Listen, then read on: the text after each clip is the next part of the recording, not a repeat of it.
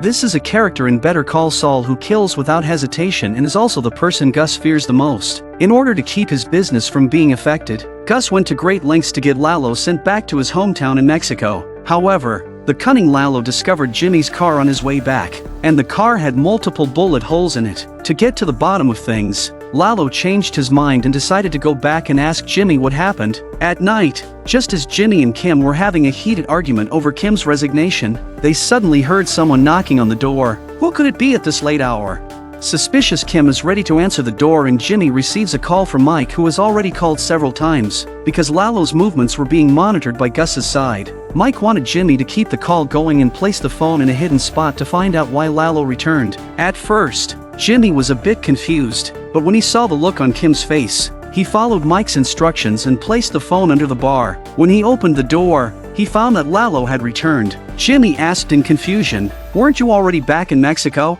The cunning Lalo said he still had some matters to take care of, and then he walked over to the fish tank and tapped on it. The frightened goldfish inside were just like Jimmy and Kim. Jimmy urged Lalo not to scare the goldfish. After several pleas, Lalo finally stopped and then sat down on the couch. Seeing the gun at Lalo's waist, Jimmy made an excuse that Kim had something to do and was about to leave. But Lalo had no intention of letting Kim go. "Aren't you a legal team?" he asked. Lalo asked Jimmy what happened after he got the money. Jimmy didn't dare tell the truth and instead repeated the detailed explanation he had given before. Lalo was obviously not satisfied with this answer and asked Jimmy to repeat it. At this point Jimmy was even more scared, but he still did not dare to tell the truth. This time he added the plot of drinking his own urine to the story, but Lalo still didn't hear the answer he wanted. He walked over to the fish tank again and tapped, as if sending a final warning to Jimmy. Tell me again. However, Lalo didn't know that he was already in Mike's sniper range. If Lalo made any move to kill, Mike would shoot without hesitation. Mike heard their entire conversation clearly. In this critical moment, Jimmy kept pleading with Lalo to let Kim leave first since this matter had nothing to do with her. Seeing that Jimmy still hadn't gotten to the point, Lalo had to remind him that he had found Jimmy's car. He asked Jimmy if he had pushed his own car into a ditch. Jimmy's answer was somewhat hesitant, and Lalo concluded that Jimmy was hiding something. At this moment, Jimmy panicked a bit, but right at this life-or-death juncture, Kim suddenly erupted. Okay. Are you kidding me with this? Kim, really? Do you know what he did for you? $7 million of your money. He hauled it across a goddamn desert without one penny missing. And he got you out of jail for a murder that, let's face it, you're definitely guilty of. He did everything you asked and went way beyond what any other lawyer would ever do. So, what exactly is it that you're getting at? What do you want? Kim instantly boosted their momentum on this side. After hearing Kim out, Lalo didn't beat around the bush and directly revealed that he had found the bullet holes in Jimmy's car, which led him to suspect that Jimmy wasn't telling the truth. Hearing this, Kim was somewhat speechless. She remarked that around here, even a can left outside could be used for target practice, let alone a broken down car. Haven't you ever considered that it might have been some punks who pushed the car into the ditch out of boredom? Kim hit Lalo's sore spot directly, accusing him of not having trustworthy subordinates to help him get the money, which forced a lawyer to take the risk of fetching it from the desert. Kim suggested that it was time for Lalo to clean house. Oh, really? Yeah, really. If you don't trust your men with your money, you have bigger problems than if you trust Saul Goodman. But next time you have a bunch of money and no one you can trust, leave him out of it, okay? Try a wire transfer, try a shell company, or you've heard of the Cayman Islands, right? Jesus, get your shit together and stop torturing the one man who went through hell to save your ass. Using her rationality and eloquence, Kim successfully persuaded the dangerous Lalo to leave. Watching Lalo exit Jimmy's apartment, Mike, hiding in the shadows, finally breathed a sigh of relief. Kim's words made Lalo suddenly realize that he truly had no one trustworthy in the north. The only person he could trust was Nacho. So, Lalo changed his strategy and planned to take Nacho back to Mexico with him. He wanted to cultivate a loyal subordinate who could handle things in the north independently. After confirming that Lalo had left, Jimmy remembered that he still hadn't hung up Mike's call. Hey, did you hear all that? I heard enough to know she saved your ass. So what happens next? We'll see. Kim, unaware that there was someone else involved, asked Jimmy who he was talking to. Jimmy confessed that it was the person who saved his life in the desert, and then he recounted the events that had happened in the desert to Kim. It was only now that Kim learned the specific details of Jimmy's perilous situation in the desert. Hearing this, Kim hurried forward to comfort Jimmy. For safety's sake, Jimmy suggested they go stay in a hotel. After this ordeal, Jimmy felt deeply guilty for implicating Kim in his troubles. Kim comforted Jimmy and reminded him that he had crossed a line, advising him not to make the same mistake again in the future. The next day, Mike reported to Gus. The good news was that Lalo had already returned to his hometown in Mexico. The bad news was that he had taken Nacho with him. Mike surmised that Lalo intended to put Nacho in an important position, which is why he took him along. Additionally, there was no signal on that side, and Mike had lost contact with Nacho, since Gus had already arranged for mercenaries to massacre the Salamanca family. If Nacho didn't receive the intel, he would also be killed. Mike suggested finding a way to rescue Nacho, but Gus worried that this might expose himself. The men I've chosen for this are highly skilled. They're the best in their business. But the one thing they do not have is a man on the inside.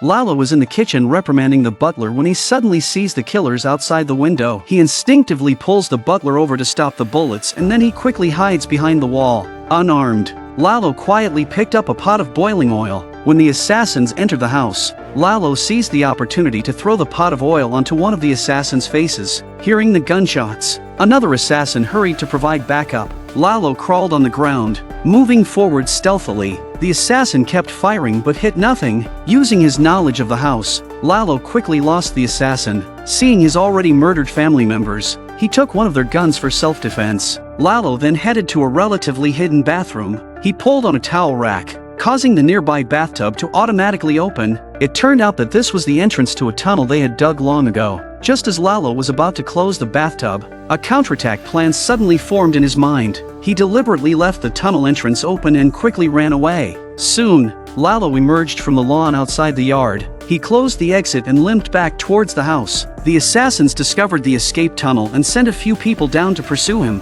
leaving one person to keep watch above. The assassins thought they would catch up to Lalo quickly, but little did they know that Lalo had already returned. After taking out the lookout, Lalo cautiously looked into the tunnel. Seeing the assassins still running forward, Lalo picked up the lookout's machine gun and started wildly shooting into the tunnel.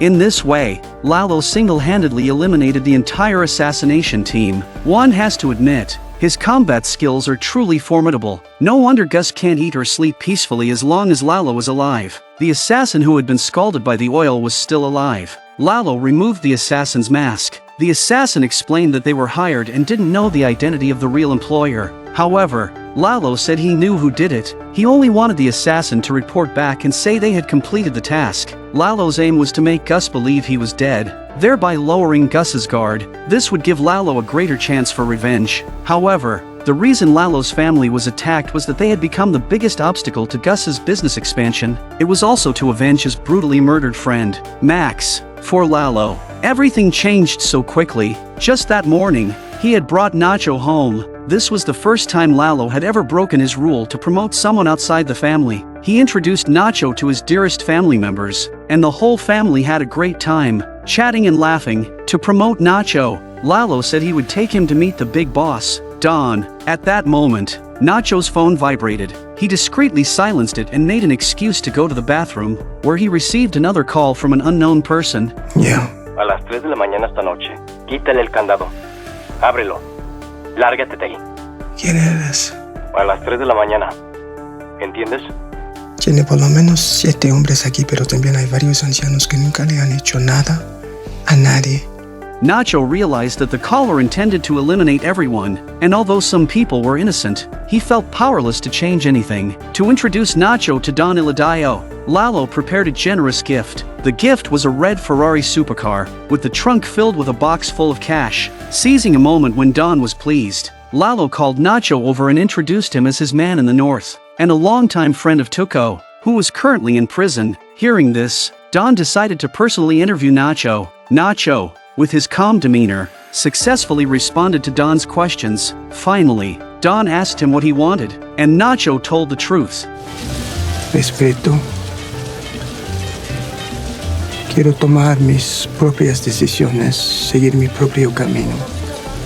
No quiero que nadie ni por un momento piense en jugármela y yo no quiero tener que estar viendo por encima de mis hombros.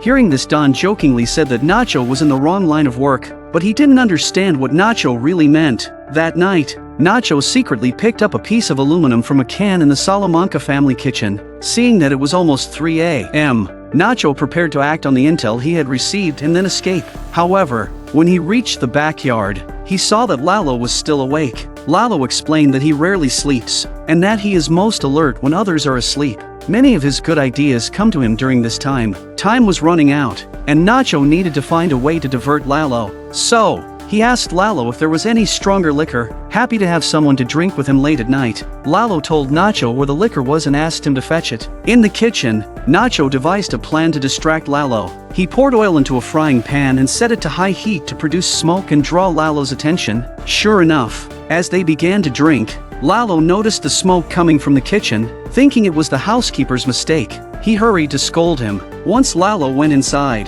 Nacho rushed to unlock the back door. This was his specialty, and Nacho quickly unlocked it. The assassins were already waiting at the door. Seeing the assassins move, Nacho bolted away. Then, the events at the beginning unfolded. After Lalo dealt with all the assassins, he realized that Nacho had betrayed him. It became clear that trusting an outsider was a mistake. Looking at his family, lying dead in pools of blood, an enraged Lalo decided to make them pay for this blood debt. This is the grand finale of the 5th season of the classic TV series Better Call Saul. Throughout the season, as Jimmy focuses his practice on defending criminals, he is inevitably forced to deal with the terrifying Lalo. This wasn't a coincidence, but the inevitable result of his chosen path. Although Jimmy became Lalo's defense attorney, he couldn't control the situation, not even knowing who was behind it all. What terrified him even more was that after surviving in the wilderness, he and Kim faced death threats from Lalo. Jimmy thought someone was targeting him, so he hurried to find Mike for answers. However,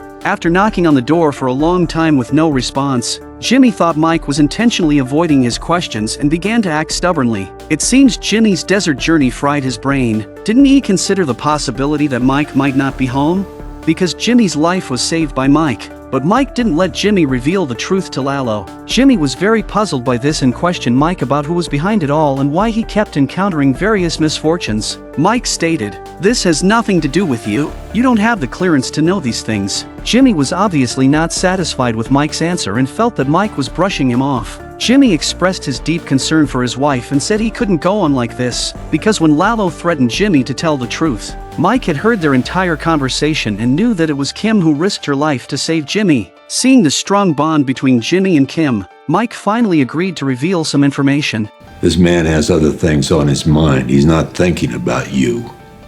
Lalo Salamanca is going to die. Tonight. This time tomorrow it'll be done. After all this, Jimmy finally realized he was just a small player in the game. Hearing that Lalo would be taken out tonight, the weight on Jimmy's heart was finally lifted. At the same time, Kim ran into Howard at the courthouse. He told her about Jimmy's pranks on him. Howard thought that Kim would be like a normal person, think that Jimmy did not do right. "I did not expect Kim to hold back," almost did not laugh out loud. Seeing Kim react this way truly shocked Howard. He said that no mentally stable person would do what Jimmy did and that he thought Jimmy had psychological issues and needed help. Howard also knew that Kim had given up Mesa Verde, a big client, and he believed that Jimmy had influenced her decision. However, Kim's response made Howard feel like he was meddling in her affairs. Howard never expected that his goodwill would be seen as discrimination. When Kim returned to the hotel and heard from Jimmy that they were safe, she finally breathed a sigh of relief. Later, during dinner, Kim told Jimmy about running into Howard. Jimmy initially thought Kim was questioning him for hiding something from her, so he explained that it was a pre-marriage secret. But Kim didn't mean that. She also thought Howard was taking himself too seriously and needed someone to teach him a lesson. So, Kim asked Jimmy what he planned to do next. They hit it off and came up with a series of pranks. What's more, they even discussed the matter in bed. It looks like Howard is in for a rough time. As they talked, the conversation shifted to the Sandpiper Crossing case. Since the case was being handled jointly by HHM and DM law firms, if they could ruin Howard's reputation, their partner Clifford would likely settle the case early. Once the case was settled, Jimmy, as the initiator of the case, would receive a commission. After a series of complex calculations, the commission would be as much as $2 million. Kim asked Jimmy what he would do with the money, and since he hadn't thought about it, he asked Kim what she would do with it. Kim said she would bring over some former colleagues and open a law firm near the courthouse, dedicated to providing legal aid to those who couldn't afford a lawyer. This was the main reason she resigned. But dreams need to be built on a certain economic foundation. To achieve this goal quickly, they needed to get the settlement money as soon as possible. Jimmy knew that doing this would cost Howard dearly, so he advised Kim not to keep picking on Howard. This wasn't a joke. However, Kim was unfazed. She thought they could handle it delicately, only giving Howard a small setback in his career. The benefit would be helping many people in need. She felt there was nothing wrong with that. Hearing this, Jimmy felt this wasn't like Kim and wanted her to calm down and reconsider. In the finale of the 4th season, Jimmy made a similar gesture that marked his transformation into Saul, leaving a confused Kim behind. In the finale of the 5th season, Kim made a similar gesture, marking her choice of a dark path. Similarly, this left Jimmy completely bewildered. In the final season, the 6th season of the series, Kim and Jimmy team up to execute their craziest plan ever.